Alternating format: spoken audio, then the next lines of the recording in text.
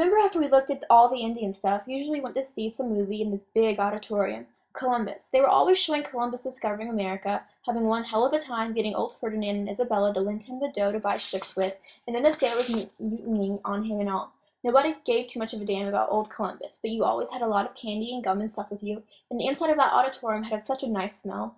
It always smelled like it was raining outside, even if it wasn't, and you were in the only nice, dry, cozy place in the world.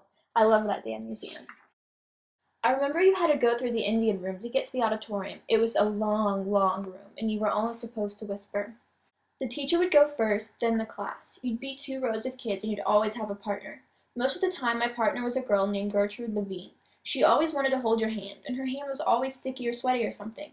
The floor was all stone, and if you had some marbles in your hand and dropped them, they bounced like madmen all over the floor and made a hell of a racket. The teacher would hold up the class and go back and see what the hell was going on.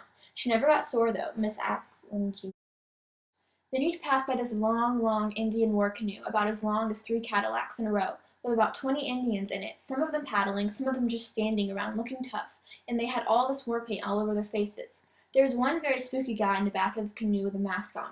He was the witch doctor. He gave me the creeps, but I liked him anyway. Another thing, if you touched one of the paddles or anything while you were passing, one of the guards would say to you, "Don't touch anything, children."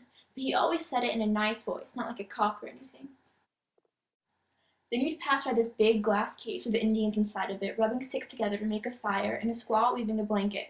The squaw that was wearing the blanket was sort of bending over, and you could see her bosom and all.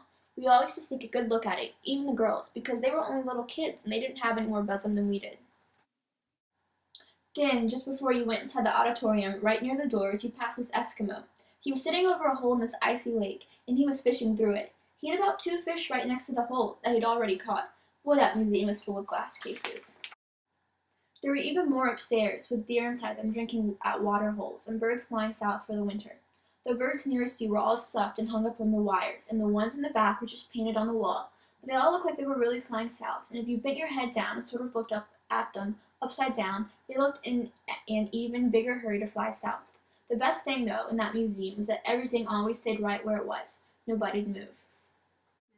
You could go there 100,000 times, and that Eskimo would still be sitting there catching those 2 fish. The birds would still be on their way south. The deers would still be drinking out of the water hole with their pretty antlers and their pretty skinny legs, and that squaw with a naked bosom would still be weaving that same blanket. Nobody'd be different. The only thing that would be different would be you. Not that you would be so much older or anything. It wouldn't be that exactly. You'd just be different, that's all. You'd have an overcoat on this time. Or the kid that was your partner in line the last time had got a scarlet fever, and you'd have a new partner. Or you'd have a substitute taking the class instead of Mrs. Atkinleger. Or you'd heard your mother and father having a terrific fight in the bathroom. Or you just passed by one of those terrific puddles in the street with gasoline rainbows in them. I mean, you'd be different in some way. I can't explain what I mean, and even if I could, I'm not sure I'd feel like it.